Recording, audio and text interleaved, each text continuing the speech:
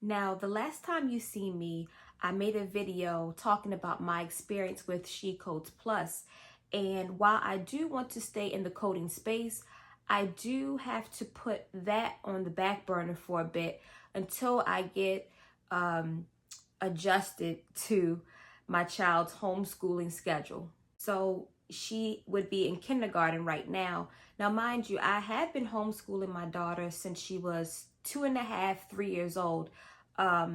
But this would be the official year that she would actually start homeschooling according to state regulations and guidelines and all that nonsense. So you can only imagine how much my hands have been full with more responsibility. Now, with more responsibility comes with more areas of my life that are lacking, like the consistency in my YouTube channel. I'm really trying to figure out a healthy balance between making content and being a mother. The subject of motherhood isn't taken so serious these days. It's either you better know what you're doing, you better not fuck up, or you should be raising your child a certain way, i.e. gentle parenting. It always amazes me how many of the insults come from childless individuals, people who don't have any kids, or people who simply don't take care of their kids at all. Hi, my name is Jonna, and I make content on things that really matter and not a bunch of fluff bullshit. If you're new here, don't forget to subscribe to my channel, like this video, and tap that little bell so that you're notified of all of my upcoming content. The past few months, I've been really trying to figure out that healthy balance between being a mother and getting back to my self-development goals. I've always tried to kind of be that woman who schooled young girls and women on having a foundation on your own financially. You don't want to rely on government assistance, and you damn sure don't want to rely on a lot of these guys out here. A lot of them, for some reason, do a whole 360 once you have a child. Now, mind you, we as women, we do see some red flags and we kind of ignore them. But there are some guys who don't even show any signs, and for some reason, when you have that child, it's a whole nother person. I want to take responsibility for the life that they created. It's just a lot of unnecessary things that can be avoided. What I'm saying is, take it from me, who is a single mother of one child and still lives at home with her mother. You're not about this life at all. I'm not talking down on myself, but I was in the position where I was in school and had done really well in my prereq classes. The next step was to take the TEAS test. And out of those 3 times, 2 times right before I gave birth to my daughter, I didn't pass the TEAS test.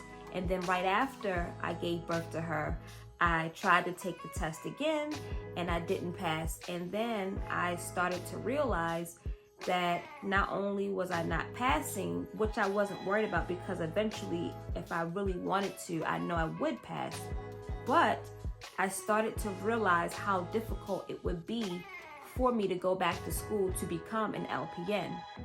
I just didn't have enough support. And here I am 7 years later telling you my story and explaining to you why it's important to have your own foundation before you decide to have kids. I couldn't depend on my child's father for many of reasons, and some of those reasons are a little too personal. I really couldn't depend on him from the very beginning and even in my pregnancy, but I digress. It's important as women that we have these conversations about how we can armor and protect ourselves from struggling. Now, at this point in 2023, I'm not talking about prior, I'm talking about 2023 and beyond. Children, in my opinion, are a luxury, because if you cannot afford to take care of yourself, you definitely cannot afford to take care of a child without government assistance. That means you should either practice abstinence or be on birth control and condoms. Now notice I said birth control and condoms, both together. Condoms alone are definitely not reliable, and that also depends on the type of partner that you have. You have some guys who like to break the condoms on purpose every time you have intercourse. And condoms are not just to prevent pregnancy, it's also to prevent yourself from catching STDs, because a lot of these guys lie. They're not who they say they are. They live a whole different life, something that you would never expect, left field shit. You really don't know how difficult it is to raise a child alone, all while trying to get yourself together. On a regular, I'm going through depression and anxiety because I never get a break, and I'm constantly having these insecurities like, am I being a good mother? Am I a good role model for her? When I have my down days or the days when I'm not feeling too good, is that how she views me? All sorts of things run through my head. Another thing that needs to stop is glamorizing baby mama culture and thinking that living off of government assistance is the way to raise a child, or living off of a man's child support is the way to raise a child, because it's not.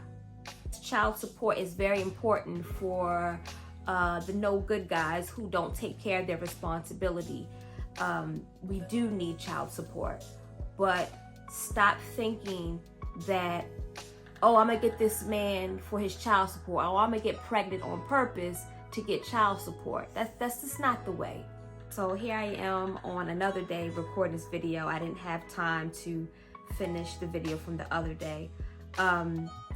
Let's just glamorize women living their best lives on their own, being about their business, making their own money. Women should be making their own money to support their own lifestyles, so when they do decide to have children, it won't be such a rough spot for them. I have seen both single and married women miserable because they are the sole providers and sole caretakers of the children. And me as a single mother, I learned my lesson once. And one thing about me is, once I learn, I don't keep repeating the same mistakes. And as much as I am an advocate for women to be as independent as possible, I'm also an advocate for a healthy and nurturing family model. One with the mother and the father being in the home and married to one another and really loving and taking care of their children. Not only just taking care of their children, but the mother and father actually have a loving and compassionate relationship between the both of them, because that's so important. It's important to get through the hard times. It's important to work through tension, and it's also important to show your children what a healthy marriage looks like. I can't stress this enough. And the thing that I'm about to say, if you don't agree with it, that's fine. That's your problem. That's not mine. But I know there are a lot of women in unique situations, and different things happen in different times of your life. Sometimes we are not in control of that, but I do want to talk about, let's say, women who are not being responsible and keep having child after child after child, per se 3 or better children, and they keep having these kids while they're on government assistance. If you know you're already on government assistance, why do you keep having more children? And like I said, I'm not here to be on a high horse, but I'm really trying to look at the logic of it.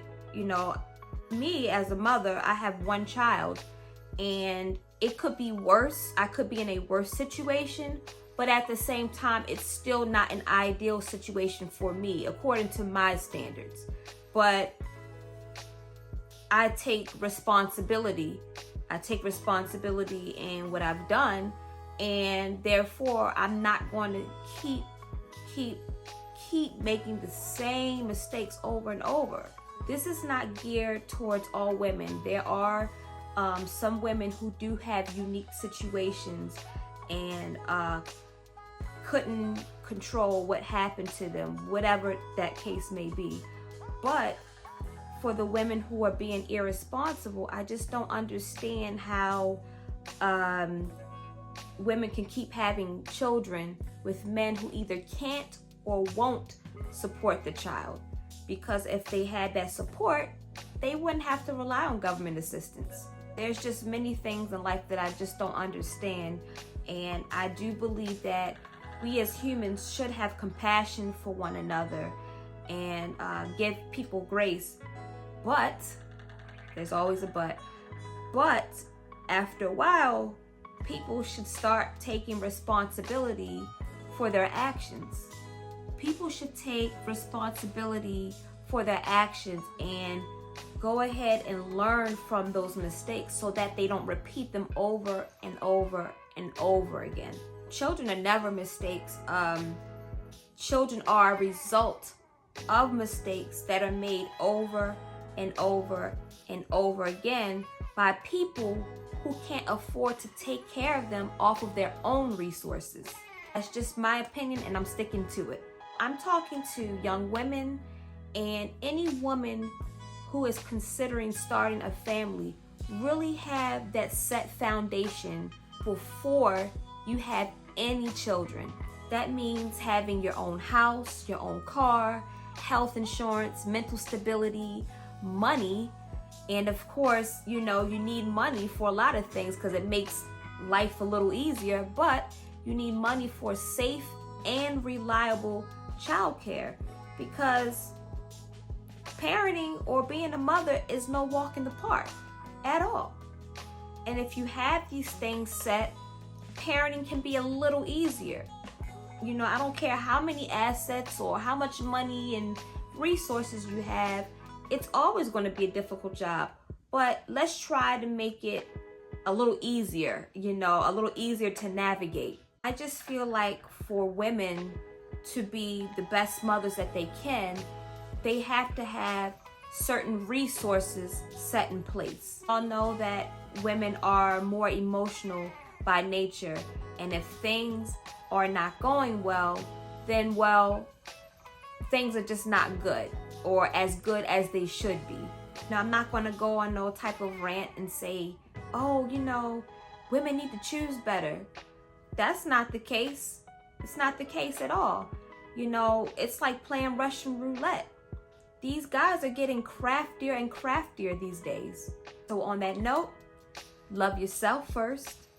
Go after whatever it is that you want, and never 100% depend on a man, even if you are married. Have your own so that you're never stuck. So until then, bye-bye, everyone.